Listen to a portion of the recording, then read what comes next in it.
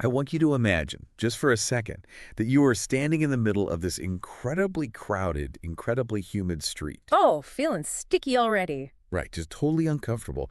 And you are completely surrounded by this overwhelming, super pungent smell of a fruit that you just absolutely despise. Like a smell you literally want to run away from. Exactly. You are just out there trying to check items off your mundane errand list, you know? Yeah. Like you want to get in, you want to get out and just get home to the AC. Just a totally routine day. Yeah.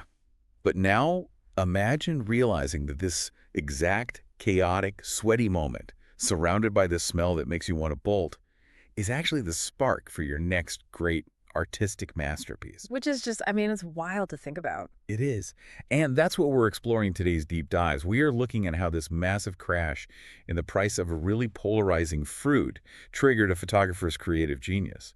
And it is just this fascinating window into how, how art actually gets made in the real world. Because it's about when the environment just totally intercepts your agenda. You walk out the door intending to be this consumer, just checking off a list, and then You get derailed. completely derailed. An unexpected spectacle just forces you to become an observer. And that transition from being an active participant in your own routine to like a passive observer of a chaotic scene, well, that is where a lot of incredible street-level documentary work actually begins. Okay, let's unpack this because that specific transition is really the core of today's deep dive. We are looking at this very brief but super dense dispatch from a photographer named Ang. Right, from July 2026. Yeah, July 10th, 2026. Mm. And it's titled, let me get it exactly right, Notes on Photography, Part 245, Initial Documentation of Durian Season. It's such a clinical title for something so vibrant. It really is, but reading this short post is genuinely it's like looking at the back of a napkin where a brilliant director has just scribbled out the entire storyboard for their next movie. Oh, that's a great way to put it. You literally see the raw inspiration hit them in real time, and then you get to watch the mental gears turn as they try to mold all that street chaos into a structured visual narrative. And the context of Ang's dispatch is really what makes that mental pivot so interesting, because the post sets this very clear, very vivid stage. Ang is traveling, doing those typical errands, and runs into these incredibly bustling street stalls. Right, the middle of everything. Yeah, and they are selling durian. And not just any durian, but specifically the high-end, really famous varieties like black-thorn and musang-king. Fancy stuff. Exactly. But the critical detail that Ang notes is the market condition. It is peak season, and there is this severe oversupply. Which means a crash. Right. That agricultural oversupply has caused a massive price drop. Basically, the bottom has just completely fallen out on the market for a luxury good. Precisely. You have these varieties of durian that are notoriously expensive, like inaccessible for a lot of people usually, and suddenly they're priced so low that they're widely accessible to literally everyone on the street. Which changes everything. It does. The economic shift creates a total behavioral shift. It becomes this localized frenzy. You have just numerous patrons flocking to the stalls, and they aren't even taking it home. They're eating the fresh fruit right there on the pavement. Which sounds like an incredible scene to witness. Yeah. But here's the detail that, for me at least, absolutely elevates this from just a simple journal entry into a real study of the creative mind. Mm-hmm. Ang explicitly notes a personal distaste for the king of fruits. Yes. Ang does not like durian. At all. Mm. And, I mean, the smell is famously intense. People say it smells like everything from, rotting onions to sweet almonds. But for Ang, the sensory experience of the fruit itself holds zero appeal. None whatsoever. They have no desire to partake in the feast. They don't want to eat the fruit. And that is a textbook example of artistic detachment, or, what we sometimes call objective distance in documentary work. Objective distance. Because when a photographer is entirely detached from the sensory or the emotional appeal of the actual subject matter, their eyes are suddenly free to focus entirely on the human behavior surrounding it. Because they aren't distracted by wanting it. Exactly. If Ang loved durian, Ang would probably just, buy one, eat it, and go home. The craving would completely override the observation. But because there is no desire to consume the product, Ang is captivated solely by the human and the economic spectacle of it all. It's like being a vegetarian at a massive neighborhood barbecue. Oh, that's a perfect analogy. You have zero interest in eating a hot dog or a rack of ribs. You just don't want it. You're not queuing up for the brisket. Right. But because your brain isn't focused on getting a plate of food, you are hyper aware of the energy around you. You notice the smoke hanging in the air. You hear the really loud laughter over by the coolers. You see the sheer communal joy of people gathering around a fire. You're watching the event, not the menu. Exactly. Mm. You don't need to consume the meat to deeply appreciate the cultural weight and the kinetic energy of the cookout. And that captures Aang's dynamic perfectly. The vegetarian sees the sociology of the barbecue, while everyone else just sees dinner. Yeah. Aang is watching a localized economic event. It's basically a temporary festival of accessibility caused by an oversupply, and Aang is translating that crowd's energy into visual potential.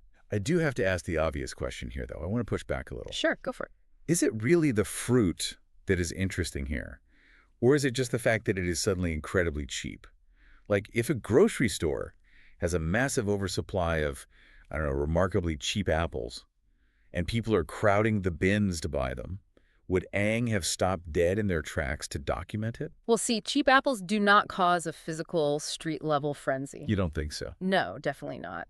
The specific cultural footprint of the durian is the anchor here. I mean, it is called the king of fruits for a reason. It is polarizing, it is pungent, and it is traditionally a status symbol or a luxury treat in a lot of regions. So when you take a luxury item that is so heavily tied to regional identity and you suddenly democratize it with a massive price drop, the human reaction is completely different than just, a good sale on a mundane staple like apples. Right. Nobody is partying in the street over Granny Smith. Exactly. People don't just buy the durian, they celebrate it, they eat it together right there in the street. So the oversupply is the catalyst, absolutely, but the specific cultural weight of the durian is the fuel for the fire. Okay, that makes sense. The atmosphere transforms from just a basic transaction into a full-blown event. An event that demands to be documented. And that event is the trigger, because we can actually trace the exact moment. Aang stops being just a bystander trying to avoid a smelly fruit and becomes a director planning a documentary. The shift in the text is so clear. It really is. Aang doesn't just want to take, like, a few snapshots of people eating at the stall and post them online for likes. They start brainstorming this comprehensive photography project, like a heavily documented series on the durian that captures its transition in its entire life cycle. And that pivot from, oh, look at this cool scene to let's map out the life cycle, that is exactly where a snapshot becomes a visual narrative. Right.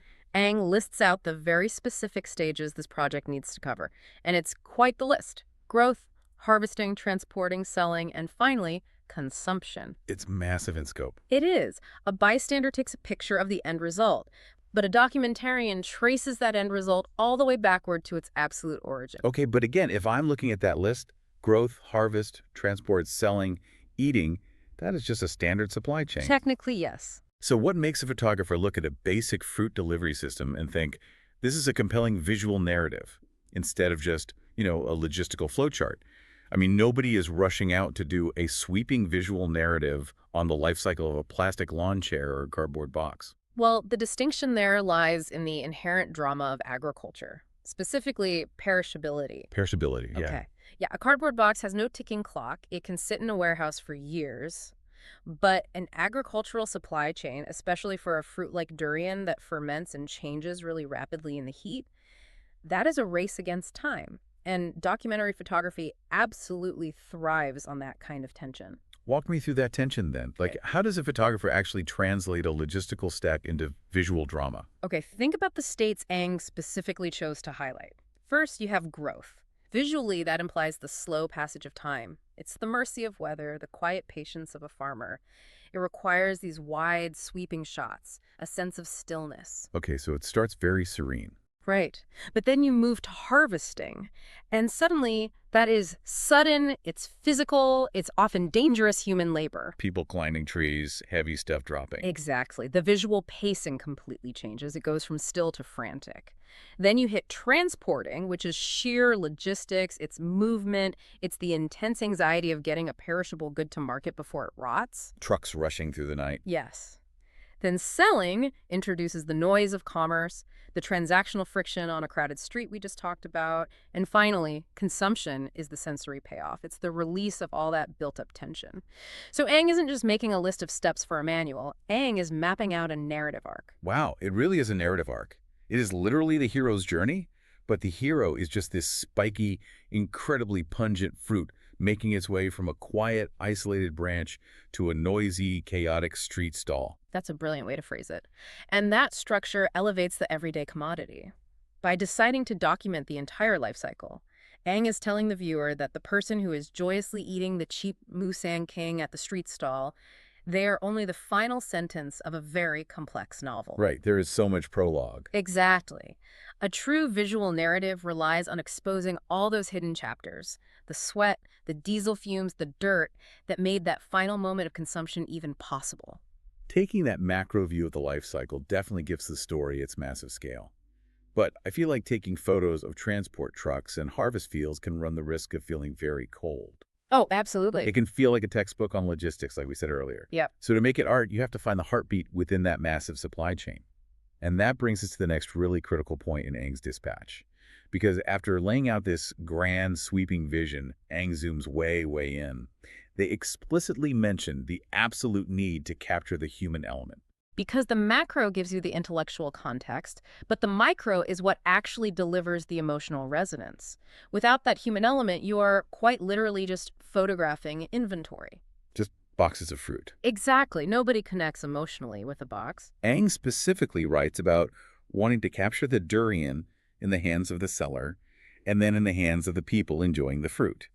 So we are moving from this huge wide shot of a highway transport truck all the way down to the extreme close-up of a transaction. The literal hands exchanging the fruit and the cash. Right. And the only reason Aang feels confident they can actually execute this super intimate project is because of a technical detail buried right at the end of the post. Aang notes this project is finally viable because they just managed to find and upgrade my mobile camera. And that seeming minor technical note, it feels like a throwaway line, but it is actually the linchpin of the entire artistic vision. It really is. Yeah. Because there is a deep functional relationship between the intimacy of capturing a sticky fruit in a street seller's hands and the specific tool Aang is using to do it. A mobile camera is not just, a lesser version of a professional camera. It's not just a compromise. No, it is a fundamentally different psychological tool. I see it like an invisible passport. Or like an invisibility cloak. If you walk into a busy, authentic space like a street stall swarming with people taking advantage of a market crash, and you pull out a massive DSLR camera with a huge lens, it's honestly like pulling out a weapon. It completely changes the room. It points, it shoots, it demands attention. You instantly contaminate the environment you are trying to document. We call it the observer effect. The presence of traditional heavy camera gear triggers this realization in the subjects that an event is being officially recorded. And people completely freeze up. They do. The seller stops yelling their prices and stiffens up. The patrons stop laughing, they put their food down, and they look nervously at the lens. The authenticity just evaporates into thin air. Because the large camera signals intrusion. It says, I am an outsider looking at you. Yeah. But a mobile phone is the most ubiquitous piece of background furniture in modern society. Everyone has one. Everyone has one in their hands at all times. So when Aang steps into that frantic crowd with an upgraded mobile camera, they do not look like a documentarian intruding on a sacred cultural space. They just look like another guy. They just look like another distracted patron texting their friends or checking prices. The mobile phone provides psychological camouflage. It allows the photographer to become a ghost in the crowd. They blend right into the frenzy of the oversupply. And if we think about what Aang specifically wants to photograph, the hands of the seller, that camouflage is mandatory. Oh, you couldn't do it otherwise. Because durian is notoriously spiky and super difficult to open. It requires a heavy cleaver and serious physical effort. A seller's hands are going to be scarred, they're strong, and they're moving fast. To capture that texture, the dirt under the fingernails, the speed of the transaction, the photographer has to be physically incredibly close. You literally have to be leaning over the stall. You are deeply in their personal space. And if you try to do that with a large professional lens, you're violating the psychological boundaries of the seller. Not to mention potentially getting in the way of a swinging cleaver. Which is just dangerous. Very dangerous. So the mobile camera facilitates extreme physical proximity without breaking the social contract of that space. It allows Aang to be physically present in the transaction while remaining entirely invisible as an artist. The progression of thought here is just brilliant. Think about it. Aang goes out for mundane errands. The agenda is totally interrupted by a chaotic scene caused entirely by a massive agricultural price drop. Right. Despite having an aversion to the fruit itself, that objective distance allows Aang to recognize the kinetic energy of the crowd. They map out this sprawling documentary tracing the fruit from seed to street, but they recognize the emotional core is the extreme close-up of human interaction. The micro and the macro. Exactly. Hmm. And they can only pull it off because the technology in their pocket, that upgraded mobile phone, allows them to bypass the psychological defenses of the subjects. It really demonstrates how a massive systemic event like macroeconomics and supply chain logistics ultimately distills down into a single, quiet image of two hands exchanging a piece of fruit. Aang is taking an economic anomaly and using it as the foundation for a deeply humanist project. Which brings us to what this actually means for you listening to this deep dive right now, because the takeaway here extends far beyond the mechanics of street photography. It is really about how we process our own daily environments. We all have blind spots in our routine. Right, we are all running errands. We all put our heads down, we stare at our lists, and we just try to get from point A to point B. Aang's dispatch is a challenge to look up and actually observe the friction in your day. So consider the everyday spectacles happening around you that you just completely tune out. It could be the complex logistics of a bustling food truck on your corner, or, the specific demographics of a line forming outside a discount store on a Tuesday morning. Or even the unwritten rules of how pedestrians navigate a complex city intersection when the traffic lights go out. Exactly. There's choreography everywhere. If you step back and detach yourself from your own immediate goals, what mundane scene in your daily life might actually look like a masterpiece of human behavior? Huh. You don't need to be an artist with an upgraded camera to think like one. Not at all. You just need to possess the curiosity to ask why people are behaving the way they are and what hidden supply chains or invisible pressures are actually driving that behavior. And taking that curiosity a step further, I want you to think about how fragile the truth of any documentary observation really is.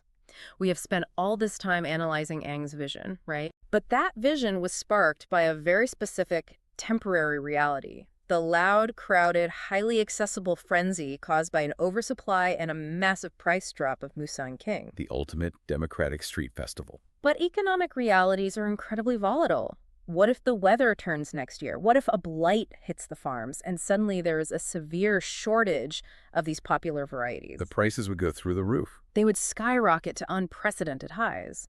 So how does the visual narrative of this exact same photography project change if the economics completely flip? Wow, well, the entire storyboard completely shatters. I mean, the fruit is exactly the same. The process of growing, harvesting, and transporting is exactly the same.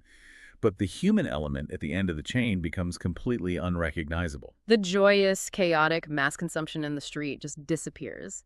Does the visual narrative then become a steady and quiet, tense exclusivity? Do you have to photograph it behind the closed doors of high-end restaurants instead of out on a humid pavement? Do the hands of the seller look less communal and more, protective, guarding a scarce luxury asset? Right.